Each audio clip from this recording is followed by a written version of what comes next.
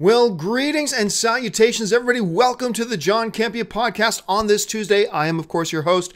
My name is John Campea, and listen, on today's show, you might hear a little bit of a rumble of background noise. It's really, really hot here in Burbank this morning, so I'm going to leave the air conditioning on. Usually, I'll turn the air conditioner off so you guys can get as good quality of audio as possible. But it's just really sweltering hot today. I was afraid if I turned the air off, you guys would just see me all day doing this. Ugh. Although maybe that will turn some of you on. I don't know what you're into. I'm not here to judge. I don't judge you for, your quirky little kinky freakish sides. Bring on the filthy, whatever. Okay, guys, so here's how today's show is going to run. And a special hello to all you guys who are watching this show in the live stream. So glad you guys are here joining me today. Got a whole bunch of stuff that we're going to do, and here's how today's going to work.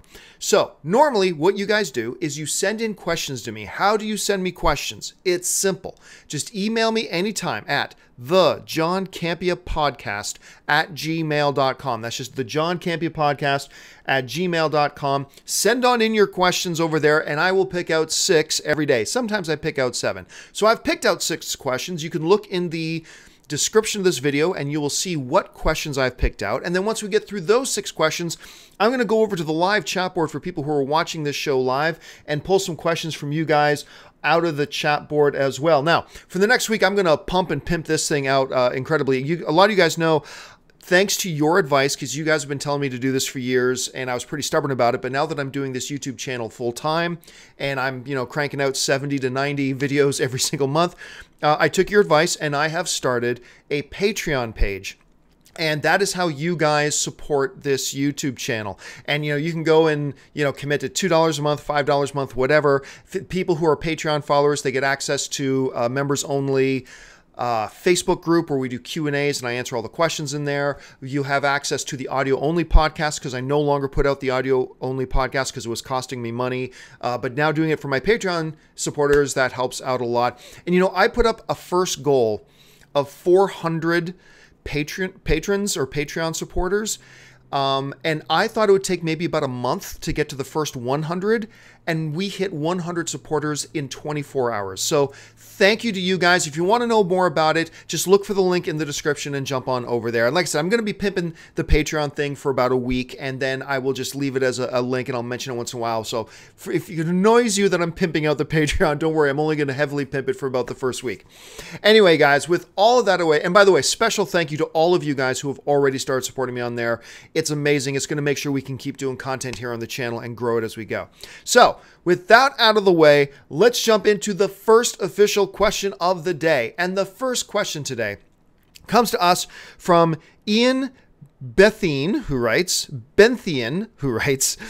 love the show always. Thank you so much, Ian. Avengers Infinity Wars was meant to be a 2-parter, but then they decided that it was 2 different stories. But I hear that Thanos is probably going to be in the second one. Did they just change the titles so that the first one doesn't sound like a setup for the second?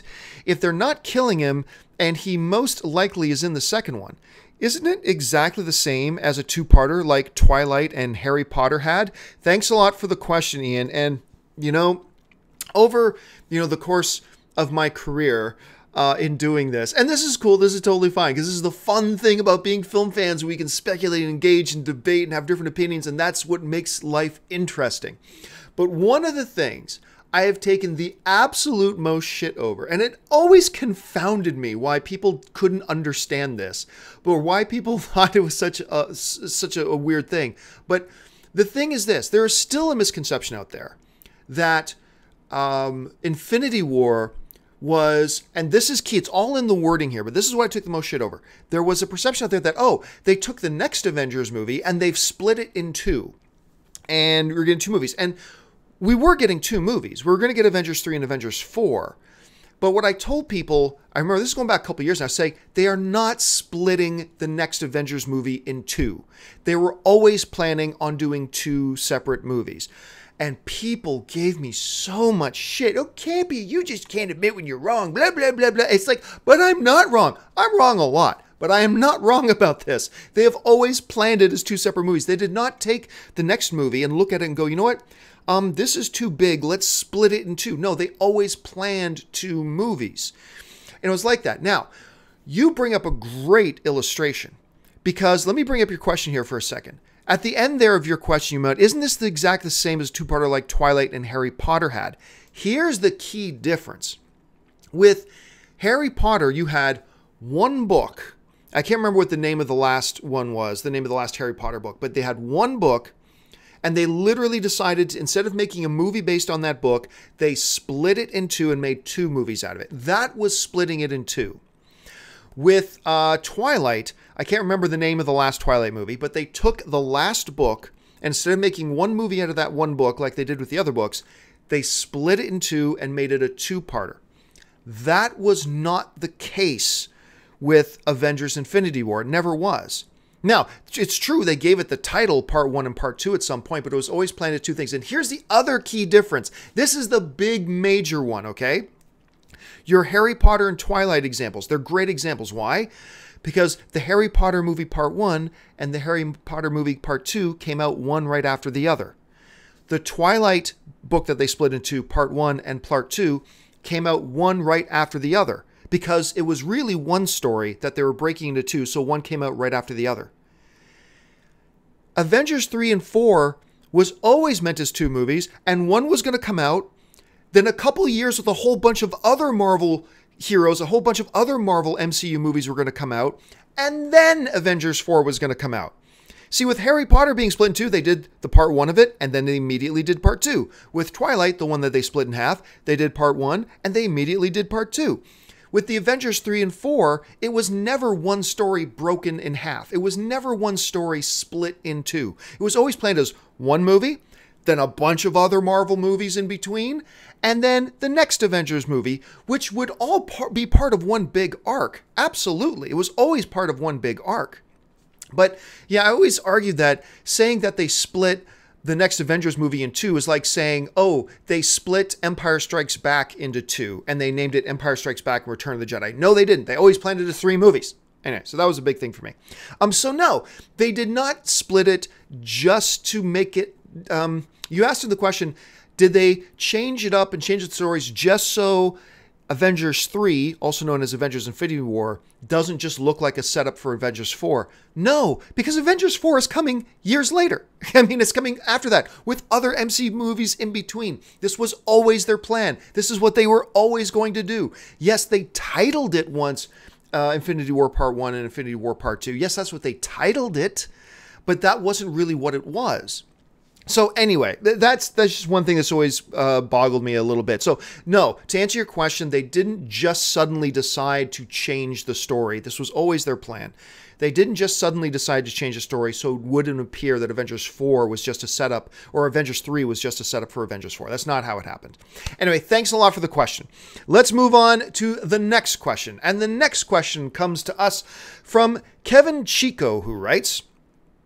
Hi, John. I've been a fan for long before the Man of Steel review. Oh, thank you so much.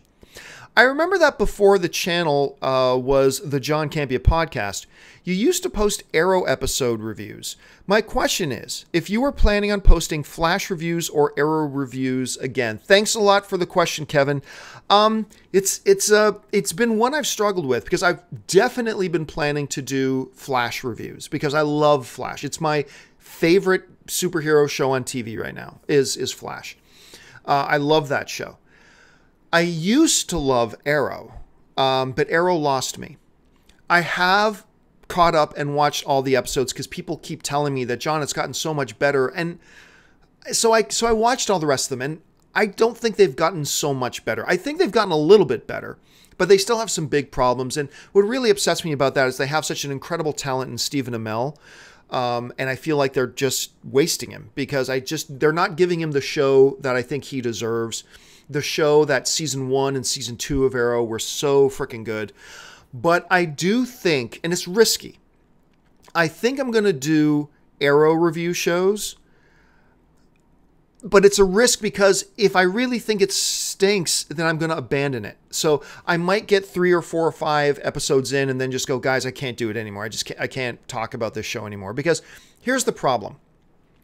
People who watch review shows, like people who watch after shows and recaps, right, for television shows, they're not looking for honest reviews. This is true. I'm part of this too. I'm part of the problem. I admit this. I'm one of these guys. Me, right here, okay? So I'm not being hypocritical. I am part of the problem. Here's the reality. People who watch after shows and watch television show recaps and stuff like that are by default already huge fans of that show. That's why they bother watching after shows or recaps. And as already diehard fans of that TV show, whatever TV show you're talking about, and this is true, and I'm admitting I'm part of the problem, we're not looking for honest reviews. When we watch TV recaps and TV after shows, we are not looking for honest reviews.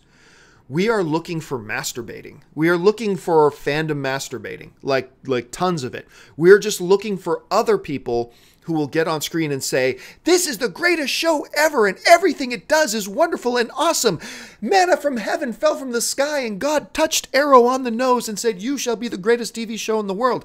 And if you don't do that, if you dare be honest and point out problems or be critical at all, fans turn on you instantly because they tune in to watch people saying what they already think. And I find that more true than with movie reviews. Like with movie reviews, a lot of people are just curious to find out, is this movie good or bad? I want to hear if this is good or bad. With TV show reviews, most of the time, it's already diehard fans who are just tuning in because they want to hear somebody else also say that this show is awesome and great, and they don't want to hear anything negative.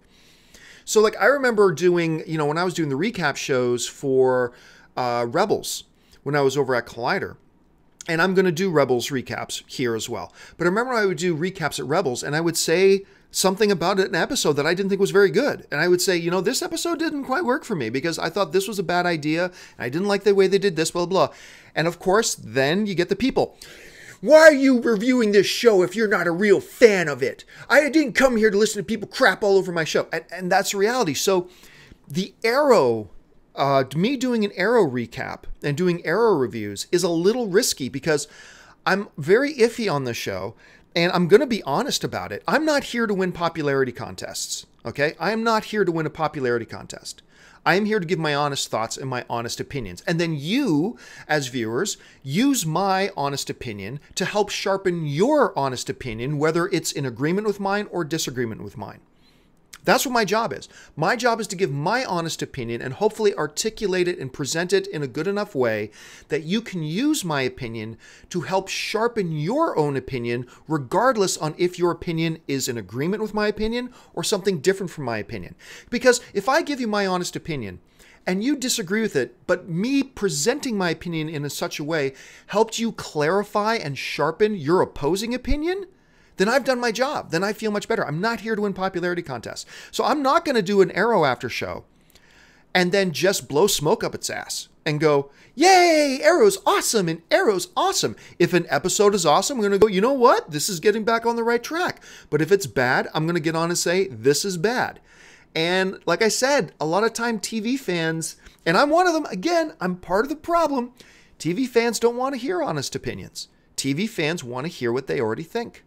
And there's some of that in movie fandom as well. Certainly, like in the whole Marvel DC fanboy thing, there's part of that is true too. That sometimes Marvel and DC fanboys just want to hear what they already agree with. Absolutely. But it's not as bad in the movie world, I find, as it is in the TV world. So I'm going to do definitely Flash, and I am a huge fan of Flash. I am going to start out and do an Arrow one, and I'll be honest about it, and we'll see how it goes. And I'm planning on doing a lot. I'm definitely going to be doing, a lot of people have asked me for Supernatural for a long time. I'm definitely going to be doing a Supernatural recap show. And a couple of others, I'm sure. So anyway, thanks a lot for the question. Let's move on to the next one. And the next question today comes to us from Deshaun Smith, who writes, "What's up, John? Deshaun from Chicago. Hey, all the way from the Windy City. I saw Detroit last week and thought it was a phenomenal movie. However, I've also seen a lot of controversy regarding how white directors and screenwriters shouldn't be telling this story. I'm African American, and personally, I don't have a problem with who tells the story as long as it's told the right way, especially someone as great as Kathryn Bigelow. Curious about your thoughts." Yeah, thanks a lot for the question, Deshaun. This is a thick one, and this is an important question, and one that a lot of people have some very passionate, hard feelings about. So I want to be careful how I navigate it. But again, I just have to give you my honest opinion. I'm not here to say what I think is popular. I'm just going to give you my honest opinion. And maybe I'm right. Maybe I'm wrong. I mean, who knows? Yes, I have heard this. I've been hearing this. Now, first of all, Detroit, if you haven't seen it, fantastic film. Absolutely fantastic film. With great writing, great directing, great performances by John Boyega, Will Poulter. I mean, on and on. It's an incredible cast, okay? Anthony Mackie, on and on and on. Anyway, but then I started hearing about this controversy about some people complaining that a white director shouldn't have directed that movie. It should have been directed by a black director. Or a white writer shouldn't have written that movie. It should have been written by a white director, or a black director, or a black writer, I should say. And I'll just be honest with you. I think that's bullshit. I think that's bullshit. And here's why. Now, if you wanted to make the argument to me that it should have been written and directed by someone who was there, someone who was in Detroit and alive at that time when these horrific events of American history went on, that's a different argument. And I can see where you would be coming from if you were trying to make the argument that it needs to be done by somebody who was there, be they black, be they white, be they whatever. Then I could see that. But when you start getting into questions about, this movie is about a significant event in the history of civil rights in America, therefore it must be directed, therefore it's mainly a black issue. It should be directed by a black director, or primarily dealing with mainly black characters, therefore it should be directed by a black director, or written by a black writer. My fear, and I think this is what Deshaun is echoing as well, my fear is that if you do that, you are blurring some very important lines and you're opening the door to some pretty dangerous thinking. What are we going to say next? Like, if we say that this movie primarily deals with black characters, therefore it needs to be directed by a black director, I fear that if you do that, you are opening the door to some idiots going, well, if that's the case, the next Jack Reacher film, and there is no next Jack Reacher film, I'm just making it up. The next Jack Reacher film, Jack Reacher's Tom Cruise, and Tom Cruise is white, therefore no Asian director should direct it. No black director should direct it. It's got a white male lead, therefore it needs to be a white director. I mean, that's a ridiculous thing to say, but that's the type of dangerous door you're opening when you're going into there. But the other dangerous, the line I said, the very important lines that get blurred when you start doing that, it's like, what are we going to say next? That if you're going to do a World War II movie, the next actor to play, a high-ranking German officer needs to actually be a Nazi. Like, unless you get a real Nazi, unless you get a real bona fide Nazi, they're not going to be able to capture the essence of what a Nazi was like in World War II. It's like, no, they're actors. Directors are storytellers. Writers are storytellers. They're telling the story. And unless you want to tell me that it should have been done by somebody who was actually there, because that does give them a much different perspective, I disagree. Look, if Kathryn Bigelow, as a white director, is able to step in and tell the story in a profound way that accurately captures the spirit of what was going on at the time, then I don't see why it matters if it's written or directed by a white, Asian, Italian, Indian, Pakistani, whatever writer or director. I just don't see it. Now, here's where there is an argument to be made, because I made this argument as well. When the great Patty Jenkins was hired to direct Wonder Woman, I was excited just because Patty Jenkins is a great director. And finally, she was getting another shot at a big motion picture after, the Academy Award nominated, Academy Award winning film Monster that she directed 12 years ago. But, some people would say, what, just because it's Wonder Woman, it needs to be a woman director? And I'm like, no, they hired her because she's a great director, but there is a sorry lack of opportunity for female directors in this business. So if Wonder Woman gives you an opportunity a little bit more of an opportunity to hire a female director who just so happens to be an award level director, then I'm okay with that. I think you can make the same argument for something like Detroit and saying, well, like, look, there's a sorry lack of black directors getting opportunities in the business. So maybe you can make an argument. It's like, Detroit really focuses on black characters and black issues in a significant moment in history in the civil rights of this country. That was a pretty good opportunity to allow a black director to come in and have this opportunity. Okay, that I'm with you. I'm with you on that. Absolutely. But this whole notion that if it's about Nazis, it needs to be done by a Nazi. If it's about white people, it has to be told by white people. If it's about black people, it has to be told by black people. I don't agree with that sentimentality. Now, it's not like I sit around and think about this issue 24 hours a day. So maybe some of you do, and some of you will have some other arguments that would sway me. I'm totally open to having my mind changed on this, my opinion changed on this, absolutely, with more education. But just the way I see it right now, I don't think that's a healthy way of thinking. I don't think it's good for directors and writers. I don't think it's good for movies as a whole. And I don't think it increases or helps opportunities. But if you want to take the route of let's get more opportunities for female directors. Let's get more opportunities for black directors. Let's get more opportunity for Asian actors. Let's get more opportunity for this. I'm with you on the opportunity part. I'm just not so sure I would go with you on the language of if it's about a black dude, it's got to be directed by a black dude. If it's about a white woman, it has to be directed by a white woman. If it's about a white dude, it has to be directed by a white dude. I don't agree with that. I don't agree with that at all. Anyway, thanks a lot for the question. I'm sure some of you guys got some massively strong opinions about this issue. Let's discuss it in a rational, cool way, understanding we're all film fans and we're all good at heart. So let's be good to each other as we're discussing and debating and expressing different points of view. All right, let's move on to the next question. And we're getting into some Infinity War stuff. David Walls writes, love the show. Thank you so much, David. After watching the leaked Infinity War trailer from Comic-Con, I'm concerned about Thanos being a CGI character. It seems to me that he would be more menacing and would feel like a greater threat if they just used Josh Brolin in costume as opposed to giving him the CGI treatment. What are your thoughts? Look, I'm a big proponent of CGI. I'm not part of this whole, nothing should be CGI, everything should be practical. No. Most of the time, CGI is the right way to go. Sometimes, practical is absolutely the way to go. I'm personally of the mindset that CGI with Thanos is absolutely the way to go. Thanos is a big dude. Sometimes, the dude is portrayed as being bigger than Hulk. He's a big, menacing figure. He's very sci-fi.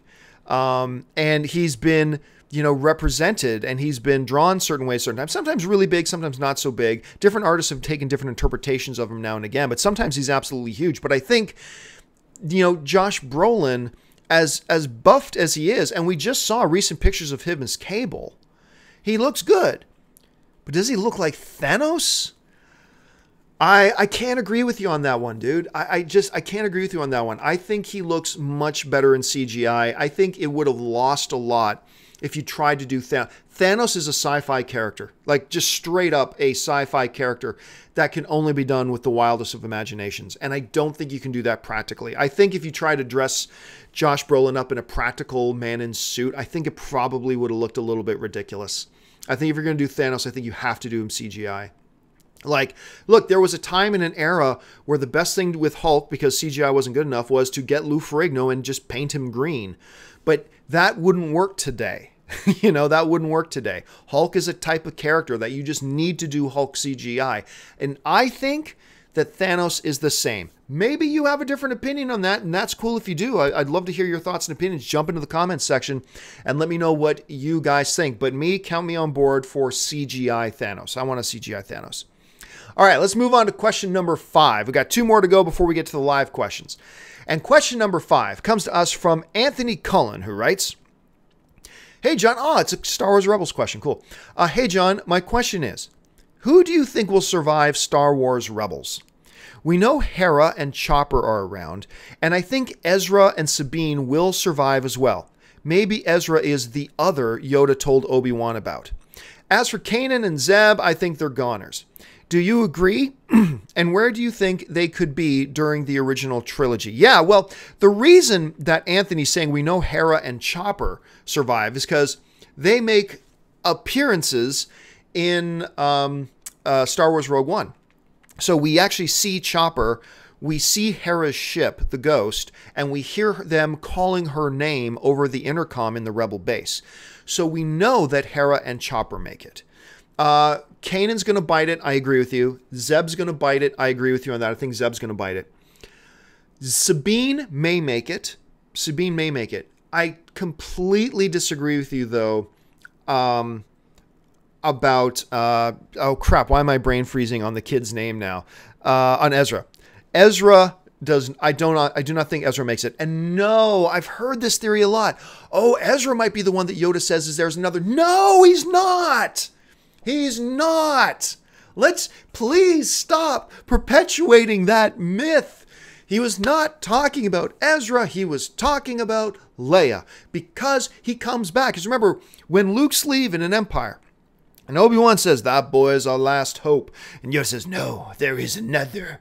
Okay, so then we fast forward to Return of the Jedi, and Yoda talks about another again. And he says, there is another Skywalker. And he's talking about Leia. And then in the conversation Luke has with Obi Wan out on the tree stump, you're talking about your sister Leia. She's got the gift too. She could be the next hope if you don't succeed. They were not talking about Ezra. Let us not retcon the entire Star Wars trilogy in canon just to make room for an animated character. It's not Ezra. Now, that doesn't mean for sure that Ezra's going to die. Not for sure. I do believe he will die. If I had to put money on it, I would put money that Ezra's going to bite it or turn dark side or whatever. But I do feel 100% convinced, if you just look at the movies, that Yoda was not talking about Ezra when you refer to, there is another. I do a terrible Yoda. I'm sorry about that. So no. So I agree with you on Kanan and Zeb biting it. Totally agree with you because we've seen it, that Hera and Chopper are still around. I think Sabine is 50-50. So I think you could be right about Sabine. But no, I don't agree with Ezra. He is not the other. I think Ezra is either going to turn dark and then Kanan has to take him out. Or so I think there's going to be a real tragic ending. I think Rebels is going to have a real tragic ending with hope. Tragic ending with hope. Much like Empire Strikes Back, tragic ending, but it also ends with hope. Much like Star Wars Rogue One, tragic ending with hope. I think that's the way Rebels is going to end as well. And I think Kanan and Ezra are both going to be part of that tragedy. All right, let's now move on to the final email question today. And the final email question today comes to us from Josh Van Dyne, who writes, "Hi, John. I love your show. Thank you so much, Josh. My question is, do you think that after the Justice League movie, or its sequel, is released, that Warner Brothers will loose restrictions on the movie characters being used in Arrowverse to where there'll be more than the occasional guest appearance or Easter egg? I would personally love it if Wonder Woman, Aquaman, or Green Lantern were to get their own TV series on CW." Well, thanks a lot for the question. You know, there's a lot more validity to your question today than there would have been, like, say, 2 years ago. Because 2 years ago, I mean, the one that Warner Brothers and their executives have always said they're going to be very, very protective of was Batman. But also some of that extended to Superman as well. I think 2 years ago, it would have been very difficult to imagine that the head honchos of Warner Brothers would greenlight and allow a Superman character, even if it's not Henry Cavill, but a different Superman character, to pop up in their CW universe. I think that would have been a very tough sell. But here we are. Superman is a character in the Supergirl TV series. So, I mean, there's that. I mean, so I think this question is a whole hell of a lot more valid today than we would have thought it would have been even just a couple of years ago. That doesn't, though, necessarily mean that the floodgates have been thrown open and they're just going to allow now CW to do Aquaman, because remember, they still have to be, Warner Brothers needs to be very protective of these properties. Like, right now, they got a good thing going with Wonder Woman. Do they want to risk damaging the property of Wonder Woman by having a CW show on Wonder Woman? I don't think they do. They always have a good thing going with Batman. Batman is their top key prize. Are they going to... That's why Gotham doesn't have Batman. They've got Bruce. They've got a 14 or 15-year-old kid. Would they risk damaging the Batman property by having a Batman CW series or having Batman show up in a CW series, a different character of Batman? I don't think they will. Now, I'm using the word think, okay? Because I also 2 years ago wouldn't have thought that they would bring Superman in. So I'm very purposely using the word think. I don't think they're going to do that. But again, it is certainly more possible today than it was a couple years ago. Now, this question reminds me a lot of the grander question that I get asked an awful lot. And usually the question is phrased in the way of, should they just simply cross over the TV and the movie universe the way that, the MCU has done with Agents of S.H.I.E.L.D.? Because Agents of S.H.I.E.L.D. is very integrated and very much an interchangeable part of the overall MCU. Even though you never hear the movies referencing the TV show, but the TV show is constantly showing itself to be connected to the larger MCU. The Netflix series are different. Netflix, they say they're in the same world, but you practically never see it. In a practical way, you never see a crossover. You're not going to see Luke Cage in Infinity War. You're not going to see Captain America show up, in Hell's Kitchen to help out Daredevil. They are never going to do that. Like, they have the thinnest of veil in saying they're connected, but in any practical way, they're nowhere near as connected as, say, Agents of S.H.I.E.L.D. is. So that's what Marvel does. Should Warner Brothers and DC do it the same way? I have said this before, I will say it again. I think one of the smartest decisions that Warner Brothers has made is keeping their movie universe and their television universe totally separate. I think that is the smartest move they have ever made when it comes to their DC properties, because it allows their television series to have total freedom to do whatever they want to do creatively. Like, if they're beholden to the movies, then there are some things you can't do. Like, oh, wait a minute, we can't say Chicago gets blown. Like, let's say the Legends of Tomorrow producers want to say Chicago gets blown up in their show. Okay, well, you can't do that if it's the same universe as the movies, because the movies go, wait a minute, no, we are not ready to say that Chicago's blown up, so you can't do that. So, and that's just I'm using hyperbole there to make my point. I think the creative freedom that the movie producers have and that the television producers have is far more important than just making up the same thing. Oh, look, they're in the same universe. I just don't see it. I like the fact that they're separate universes because it gives them the opportunity to do their own thing. I think it's cool that we get to see Grant Gustin as Flash in the TV series and see what kind of Flash they give us. And then we're going to get to see an Ezra Miller, a different incarnation, a different take on Flash in the movie universe. And I'm sure we'll prefer one over the other, but whatever. But I think it's really cool that they have the opportunity to do that. And I don't think they're planning. I mean, look, I've heard them say that they have no plans ever to cross over the universes. There are mechanisms in place where they could cross over the universes if they want. I mean, they're talking Flashpoint and all this kind of stuff. And maybe, I mean, there could be some wild ideas there if they wanted to, so it's possible. But I have not heard anything from like Kevin Tsujihara or anybody else over Warner Brothers to renounce their previous statements that they're going to keep these two things separate. And I hope they do. I think they're doing the right thing. So who knows? We'll see. I'm sure a lot of you guys in the chat have different opinions on that. Again, best part about being a film fan. All right. Was that question number 6? I think that was, yeah, that was yes, that was question number 6. Okay. So now it is time to go to the live chat board.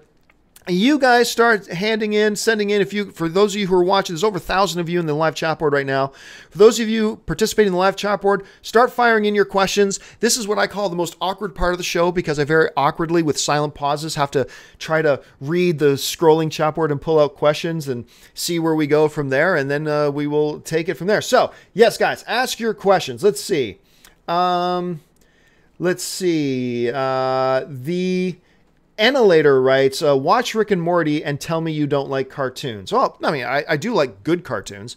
But like I said on the show the other day, I'm one of those guys, I haven't seen a single episode of Rick and Morty yet. I'm hearing from everybody, including friends of mine, that it's quite a good show. I will check it out as soon as I'm done with Ray Donovan. Because right now I'm binging Ray Donovan to get caught up on that show. Once I'm done, I will try out Rick and Morty. Let's see. Duke of Denver writes, Krypton will be set in the DCEU. I'm not so sure about that. I mean, I've heard some people say that. And when I say I'm not so sure about that, I mean that literally. I'm not sure. I'm not sure that Krypton is set in the DCU. If you have a link to that, to something that definitively shows somebody from Warner Brothers saying that the show Krypton is directly connected to the DCU, I'd be interested in seeing that, because I simply don't know. I haven't heard that. And is Krypton a CW show? Actually, I don't know. Guys in the chat board, tell me, is Krypton a CW show, or are they developing that on another network? I'd be very curious to hear about that. Let me know your thoughts, or let me know what you know. Let's see here. Let's see. Seth Baldwin writes, "Hey John, what's a movie that you love that other people hate? For me, it's The Dark Tower." Well, no, Dark Tower's getting mixed reviews. Not everybody hates Dark Tower. It's getting mixed reviews from most fans. Pretty low on the critic rating, but fans are like, it's okay. I'm somebody who thought it was okay. Most people talk a lot of trash about Armageddon. I love Armageddon. What can I say? Michael Bay. I love Armageddon. Don't want to close my eyes. Yeah, I love Armageddon. I'm not ashamed to say it. I love that movie. Let's see. John, will we see Darkseid in Justice League? I think we'll get a glimpse of him. I think we're going to get a glimpse of him. A bunch of people are saying Krypton is a sci-fi show, so it's a different network. So, I mean, who knows? Maybe they're not going to cross over the CW universe with the DCEU, but maybe they'll cross over the sci-fi one. I mean, I don't know. Again, I still have not heard that there is any connection between Krypton and the DCEU, but maybe you guys have. Joe Gelger is writing, would George Lucas ever return to Lucasfilm? Nah, he's never come back to Lucasfilm. No chance. I think he's enjoying retirement, enjoying his billions, spending time with his kids, who are getting much older now, and doing a lot of philanthropy projects. He's got a lot of charities he's working on. I think George Lucas is totally enjoying his retirement, and I wish nothing but the best for him. Okay, let's see. Let's see. Daryl B writes, why does Marvel not show their movie villains in the trailers, but DC does? And do you think it hurts the movie? Well, I mean, I don't know. We just saw a trailer for Infinity War, and they showed Thanos in that.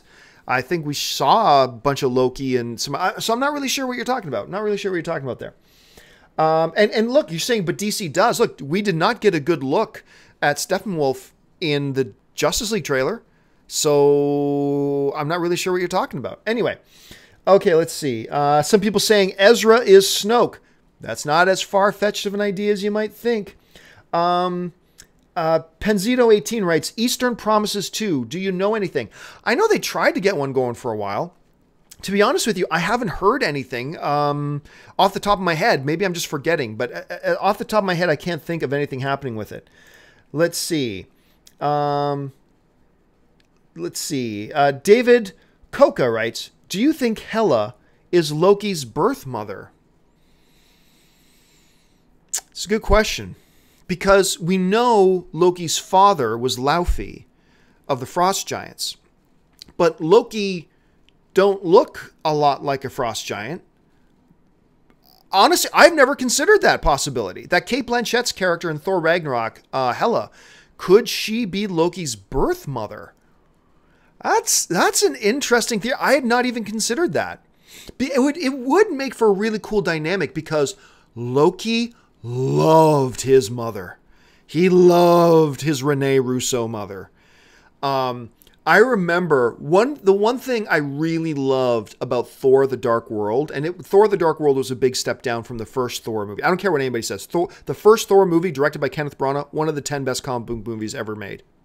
Anyway, Thor 2 was a big step down. But one thing that I thought they did really well in Thor: The Dark World was, I remember watching that movie, and they expressed so well, without doing too much, how much Loki really does love his mom. Adopted mother, if you will. When they killed Loki's mother, I remember, I do this all the time. You can't see it. I am getting big goosebumps even thinking about this scene. I'm getting chills thinking about this scene. I remember sitting in the theater and when they killed his mother, said, oh my God, you just pissed off Loki. Bad move. because Loki's a brat, and Loki was just doing things like in Avengers trying to conquer the earth out of like some kind of, I want to be better than Thor kind of tantrum sort of thing. But you just killed his mother. And I remember thinking, oh my God, it's going to be hell to pay. I just remember that feeling I got was so cool. I love that feeling there. Okay, I got time for just a couple more here. Let's jump down onto the chat board here again. Thoughts on the Fast and Furious franchise? Well, I hate the first three. I think the first three are all trash. The first one is just a blatant plot point by plot point, shot for shot ripoff of Point Break. I just think that, yeah, I just hate the first three. And then 4 came along. And I remember I only went to go see Fast and Furious 4 because I had to review it. And I was not interested in the movie at all.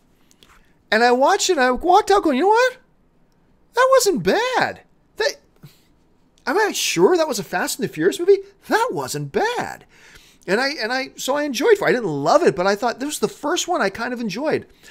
And then 5 came out and blew the doors off. 5 came out and then 6 came out, and 6 was amazing. 7 was pretty good. I thought 7 was good. I didn't like it nearly as much as 5 or 6. And I enjoyed 8. I enjoyed Fate of the Furious. But again, I think I enjoyed Fate of the Furious more than 1, 2, and 3. But I think I liked it about as much as I liked number 4. I clearly did not like it as much as 5, 6, or 7. So, look, the franchise is still making tons of money. And lots of people still like going to see these movies. Absolutely, they should keep doing them. Pardon me. Absolutely, they should keep doing them because people like them. And they keep going to go see them. So, why not? Some people in the chat are saying, hey, I like Tokyo Drift. That's great.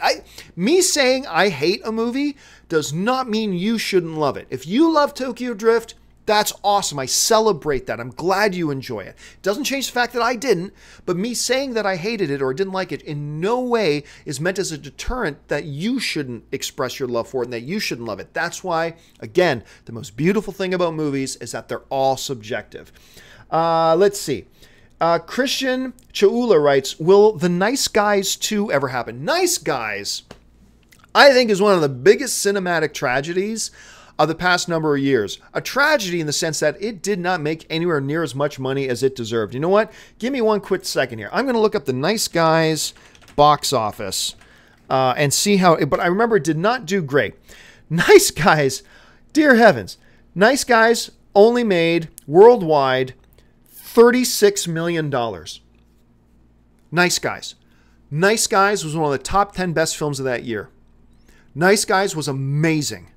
Incredible performances by Russell Crowe and Ryan Gosling. Wonderfully directed by Shane Black. Nice Guys is the shit. I love Nice Guys.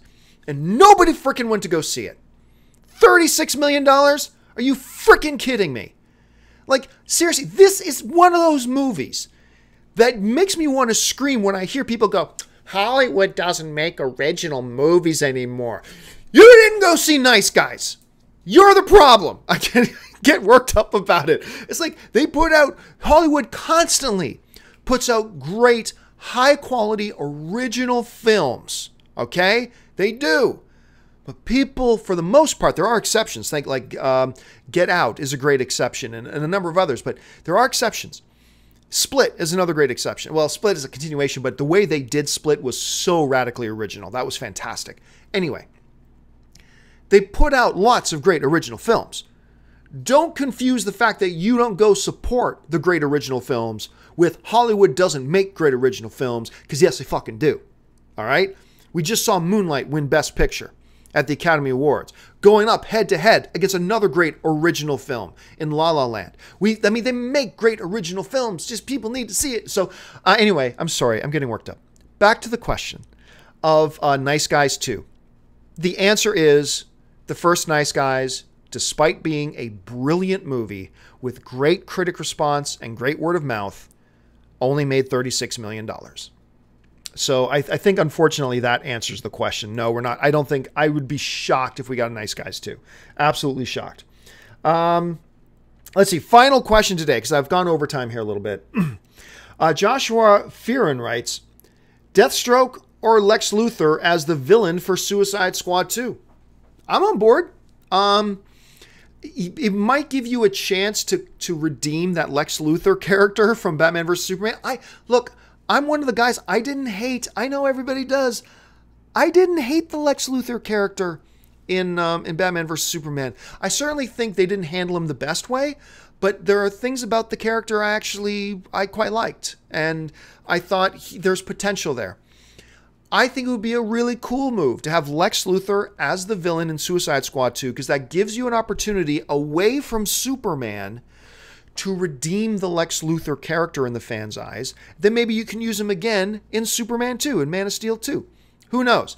Deathstroke, I hope they use Deathstroke, because it doesn't look like they're going to be using him in the standalone Batman movie anymore, because they scrapped Ben Affleck's script, a script which I'm sure was great, because Ben Affleck is a great Academy Award-winning writer, and he loves Batman. But anyway, so, okay, guys, that will do it for me for this installment of the podcast. Thank you so much for joining me today. Once again, just the quick plug.